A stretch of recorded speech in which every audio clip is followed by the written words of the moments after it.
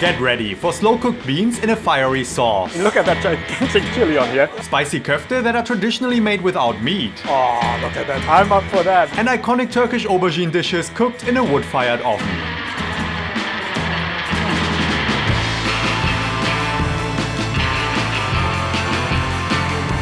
I'm in Istanbul for a deep dive into Turkish food culture. Whoa, that sauce looks like trouble. Very intense. But I'm here on a mission. Everything I eat has got to be traditionally plant-based. From Turkey's national dish to an entire range of foods revolving all around olive oil, this city is packed with food that just happens to be vegan. So let's get started.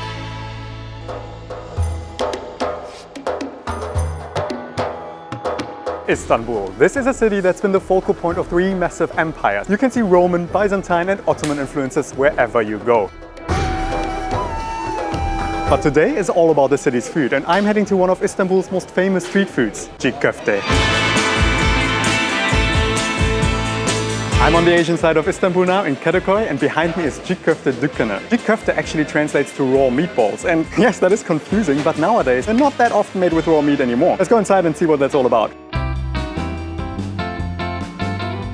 Çiğ köfte Adıyaman'la biliniyor. Biz de etsiz çiğ köfteyi yapıyoruz. Adıyamanlılar Türkiye'nin her tarafına çiğ köfteyi taşıdık. Hatta Almanya'da var, İngiltere'de var. Çoğu yerde var şu an.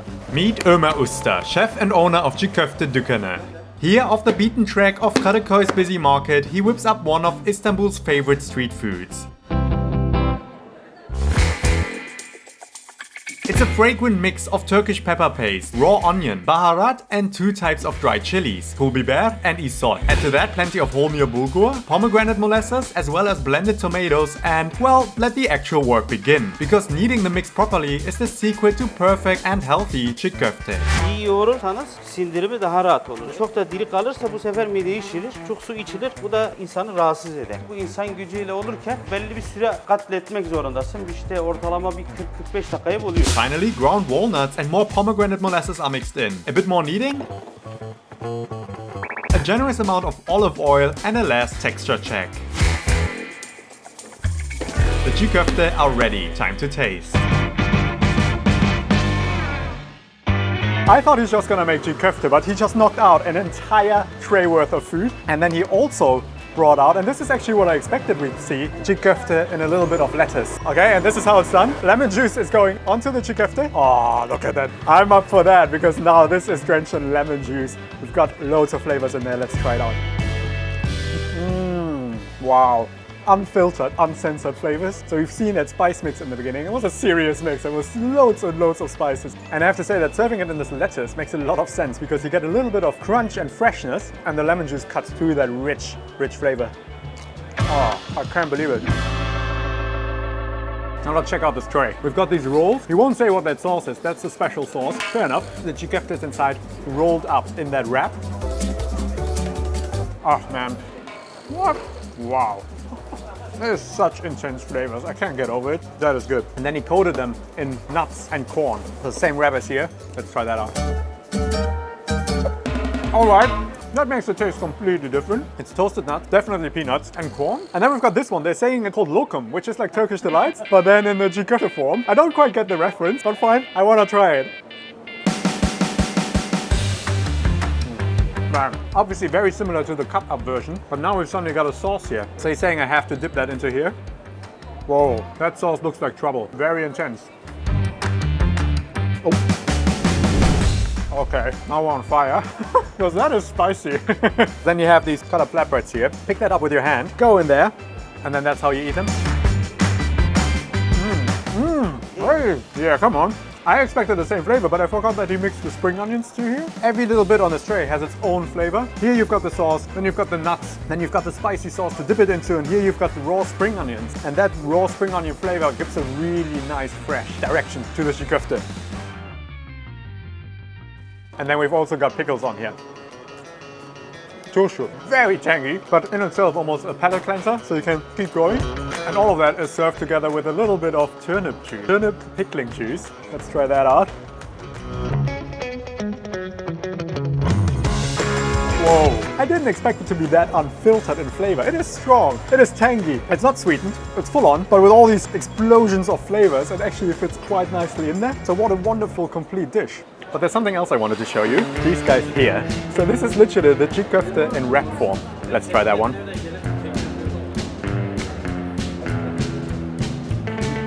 Oh man, this has it all. So flavorsome, so fragrant. Spicy Çiğ Köfte, then the fresh crunchy veg. He spreads the spicy paste on the bottom, then adds the Çiğ Köfte in a layer, and then loads of crunchy veg and pickled cabbage. There's parsley in there, fresh herb, tomatoes. This is a dürüm, but made with Çiğ Köfte, so you can still walk in here, grab one of these, and you have a wonderful dürüm to go. Wow.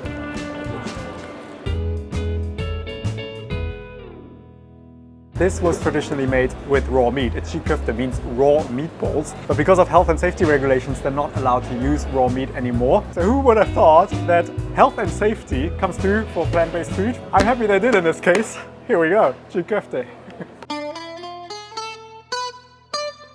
Today I'm on the European side of Istanbul, the western side, walking past the Süleymaniye Mosque. But this area is not only known for its mosque. Here you find one of Istanbul's most famous bean dishes, Kuru Fasulye.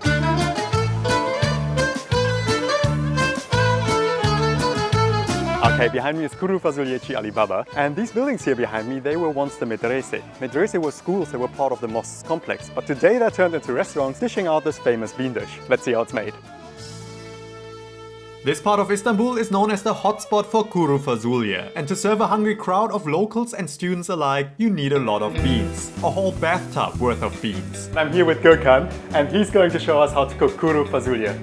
Let's go. Gökhan soaks them overnight in plenty of water, but he also adds salt, which will soften the skin and speed up the cooking process the next day.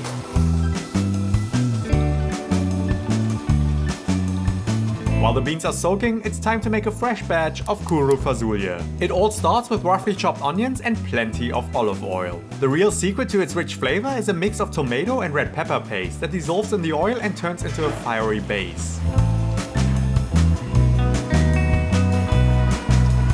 After adding some water, it's the perfect broth to cook the beans that were soaked the day before, as well as some added chilies and Turkish green peppers for a spicy kick.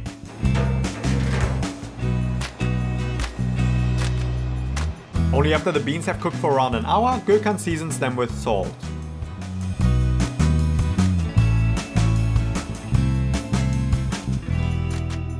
So the Kuru Fasulye is already done, but we're not finished here quite yet because he's now going to show us Kabak Tatlısı, which is a dessert made out of pumpkin. So let's see how that's made. Evet, şimdi beraber kabak tatlısını yapacağız. Kabağımızı kesmeye başlıyoruz. The pumpkin of choice is a variety called balkabaye, easily identifiable by its light green color. After trimming and peeling it, it's cut up into chunks and simply added to a pan along with plenty of sugar to cook in its own juices until softened. A simple method for one of Turkey's most famous desserts. Yaklaşık 1 saat pişecek.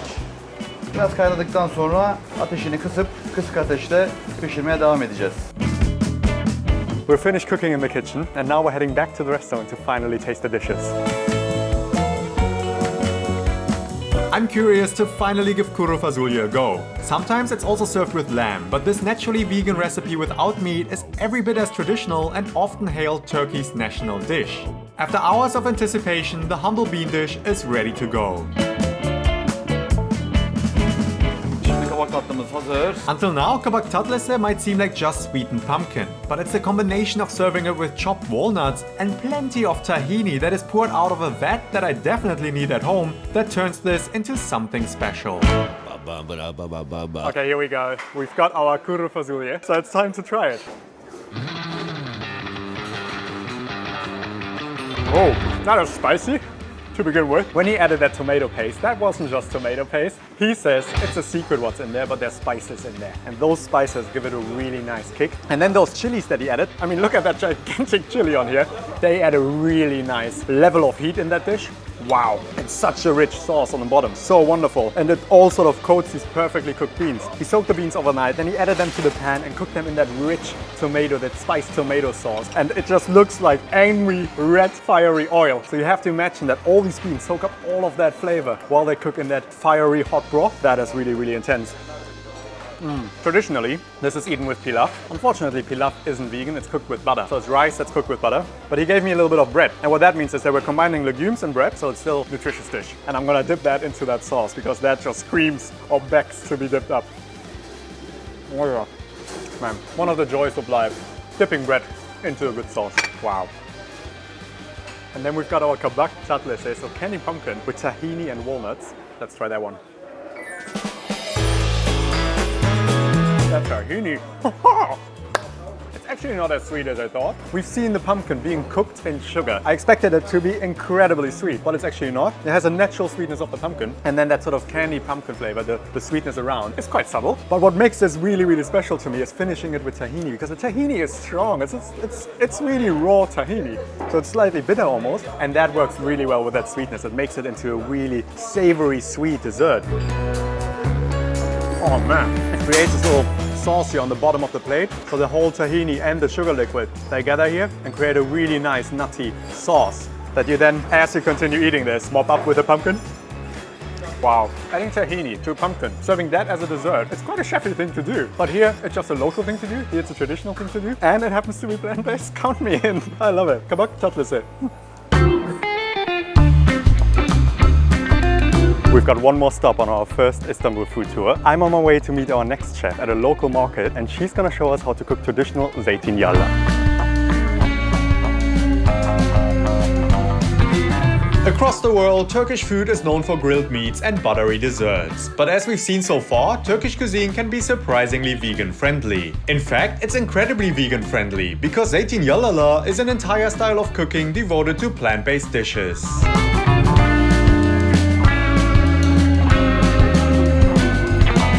Okay, we've arrived at the market and I'm with Sinem now. Merhaba.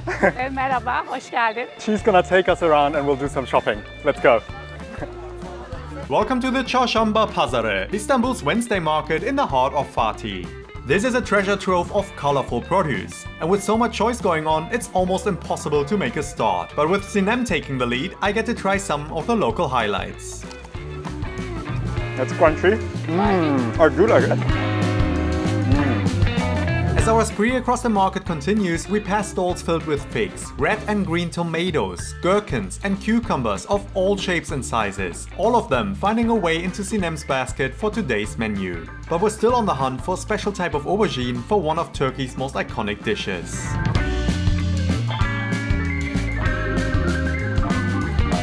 With the shopping out of the way, Sinem is ready to head back to the restaurant to show me some of her favorite Zeytinyağlılar.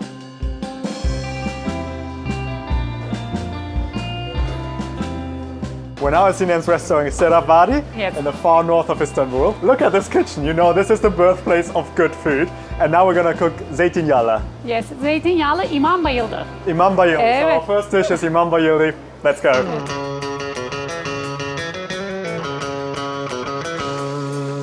The star of the show are of course the aubergines. First, the green crown is trimmed but partly left on, which is not only an aesthetic decision but an essential step for stuffing it later.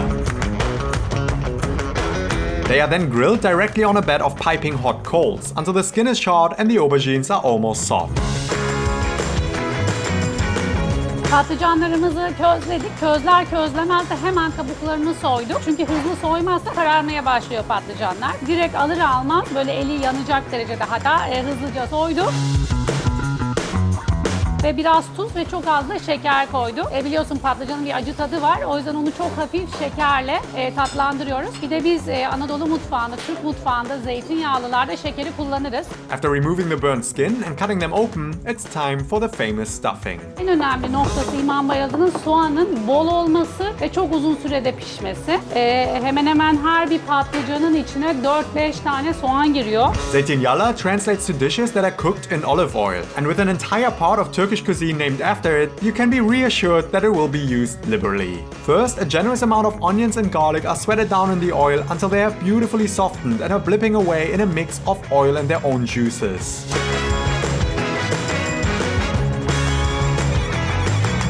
Add to that green and red peppers, as well as tomatoes, and you've got a rich stuffing. The flavor juices are strained, but fear not, because once the aubergines are stuffed with a mixture and garnished with cut tomatoes, all of that liquid gold is used to cover the bottom of the tray before everything is braised in a wood-fired oven.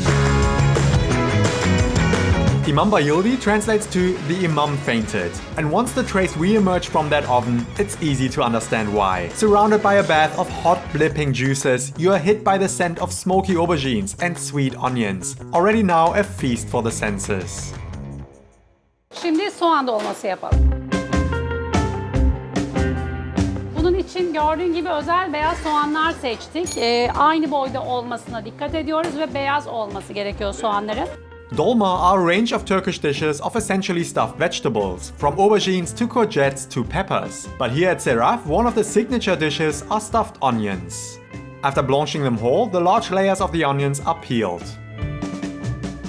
Sadece soğan ve pirinç var ve kendi özel baharatlarımız, tarçın, tuz var, karabiber var, kuş üzümünden var ve biraz da şeker tabii. Türk mutfağında zeytinyağlı iç karışımı bu şekilde olur. One by one, the onion layers are stuffed with the spiced filling, a labor of love that is easy to overlook once an entire tray worth is filled with them. They too get treated to a quick dive into the wood oven until they are beautifully charred and ready for service. Sinem has showed us two dishes, İmam Bayıldı and Soğan Dolması. Let's try the İmam Bayıldı first. I got a good bite with all the stuffing.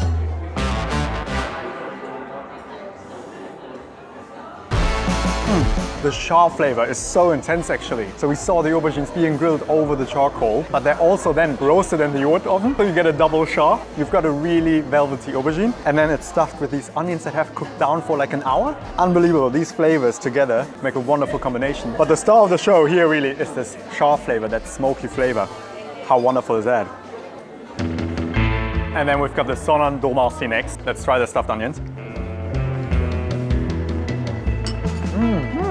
The rice, together with the baharat, tastes as if there's loads of different ingredients in there, but the sweetness of the currants and then together with that baharat, really nice and balanced. When you look at this, you think it's a shallot, but no, it's this peels from the onions that once they're cooked soft, you can remove them and then stuff them with the rice, with the spiced rice and with the currants. When you first bite into this, it reminds me a lot of the dolma that I know from stuffed wine leaves, and that makes a really special dolma. Dolma is such a traditional Turkish dish, stuffed vegetables in all the different forms, not only with wine leaves, but by not using wine leaves, by using the onion, you get a way softer layer around the rice, and that makes this dish really special. What a wonderful creation. No wonder this is a signature dish from Sinem. So you might expect seeing that aubergine coming out of the blasting hot oven that it's actually warm, but they're served cold traditionally. So something to be aware of. I actually really like it. It makes a really wonderful start to the lunch or dinner. But we're not done yet because we're gonna head back into the kitchen because Sinem is making Aşure, the dessert. Imagine a dessert with grains like barley, legumes like white beans and chickpeas, dried fruits like apricots, golden raisins and figs, as well as different kinds of nuts, and you've got the beginning of Aşure. Anadolu mutfağında gelenek bu tatlı tuzlu yemekler. Ana yemeklerde de bu var. Aşure'de böyle bir lezzet. Bakalım sevecek misin? Once the barley has softened, its starches slowly thicken the liquid into what can be described as the beginning of a pudding. At this point, cooked chickpeas are stirred through, as well as a mix of spices like cinnamon and cloves. Next up are pre-cooked beans, followed by some almonds and hazelnuts. But that's still not all. Soaked golden raisins and dried apricots are also mixed into the enormous pan before everything is lightly sweetened with sugar. With so many different ingredients on the go, the right balance and flavor can only be achieved by constantly tasting and adjusting the dish. At the end, dried figs and a little orange zest are lifting the flavors. The Aşure is done. But Aşure is not just any dessert. Legend has it that it was first made with the food that was left over on Noah's Ark, which explains the incredible medley of ingredients. Nowadays, it's usually only eaten once a year on the 10th day of Muharram, the first month of the Islamic calendar. A special day that everyone is looking forward to. Aşure'nin en önemli özelliklerinden bir tanesi de üç süslemesidir. Aşure ayında herkes aşure yapar evlerde ve herkes birbirine hediye eder. Böyle bir sofrada bir sürü aşureyi aynı anda görebilirsiniz. Ve en dikkat çekicisi de orada hangisi daha güzel süslemişti. O yüzden benim için şimdi önemli bir an. Bakalım güzel süsleyebilecek miyim? Tabii sen kendin çok daha farklı yapabilirsin. Herkes... And then our Aşure is finished. What a bonkers dessert. There's so many ingredients in there, and then beans and chickpeas, which I would never expect in a dessert. Let's try it out. Okay, let's take a good spoon. So we've got cinnamon on here, dried currants, pomegranate seeds. That is a very, very special dessert. Wow. Porridgey consistency from that cooked wheat. And you get the roasted nuts flavors, you get pomegranate seeds, you get pistachios. So many different flavors. All the dried fruit, these little bits of flavors kicking in. Every time you bite on something, you don't really know what to expect. That is so much fun to eat. A lot of sweetness on the dried fruit, and then the pomegranate seeds kick in. That sort of tanginess really balances it out. And those chickpeas and beans add a really nice savory body to the whole dessert. I have to say, you do need to love dried fruit for this dessert. If you're not the biggest fan, give it a go, because it just every time adds another little explosion of flavor to the dish. It's wonderful. That was the end of my first episode here in Istanbul, but I've got a second one coming up to explore more food from the city, like this fermented millet drink, foreign influences like hummus, a cup full of pickling juices, and many, many more. If you enjoyed this video, then hit thumbs up and subscribe to help me spread the word. Thanks for watching and stay tuned.